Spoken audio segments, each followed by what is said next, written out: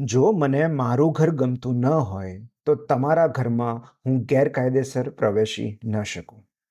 હજારો લોકો એ આશામાં પોતાનો દેશ છોડી દે છે કે વિદેશમાં જઈને ડ્રીમ લાઈફ જીવવા મળશે. રોજગાર, ધન, દોલત અને સુખ મળશે. પણ દેશ બદલવાથી ક્યારેક સમસ્યાનો પ્રકાર બદલાય છે, સમસ્યા નથી ઉકેલાતી. દેશી સંઘર્ષોથી કંટાળેલા લોકો ક્યારેક વિદેશી સંઘર્ષો પામીને સુખની અનુભૂતિ કરતા હોય છે. હકીકત એ છે કે દરેક દેશની અલગ સમસ્યા હોય છે. હજારો કિલોમીટરની ઉડાન ભરીને મહાસાગર ઓળંગીને અમુક ચોક્કસ ઋતુમાં જે માઇગ્રેટરી બર્ડ્સ આવે છે તેમને પણ ખ્યાલ હોય છે કે ભલે આપણે અહીં ઉષ્ણ વાતાવરણ અને ખોરાકની શોધમાં આવ્યા હોઈએ, વાતાવરણ પ્રતિકૂળ થતાં જ આપણે આપણા ઉદ્ગમ સ્થાન પર પહોંચી જવું પડશે. ક્યારેક આપણે સર્વાઈવલ માટે ભાગતા હોઈએ છીએ અને ક્યારેક એસ્કેપ માટે.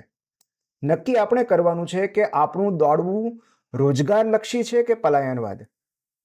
ક્યારેક એવું થતું હોય છે કે શાંતિ અને નિરાંતનો જે ખૂણો આપણે પોતાના ઘરમાં શોધી નથી શકતા, એ ખૂણો શોધવા આપણે દુનિયા આખી ભટકવું પડે છે.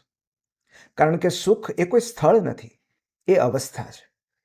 વિદેશ પહોંચી જવાથી આધુનિકતા આવતી હશે, આધ્યાત્મિકતા નહીં. જ્યાં સુવર્ણ તક મળે ત્યાં જવું જ જોઈએ. દુનિયાના કોઈ પણ ખૂણામાં જવું જોઈએ, પણ એક રિસોર્સ બનીને, માનવ સંસાધન બનીને, અપરાધી બનીને નહીં.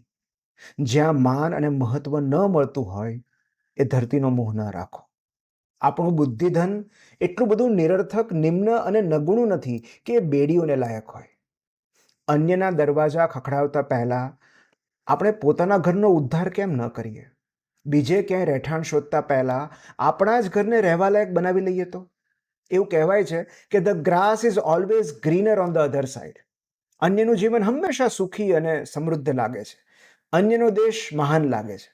પણ જો હકીકતમાં મહાન હોત તો એવું કહેવું જ ન પડત ને કે મેક અમેરિકા ગ્રેટ અગેન.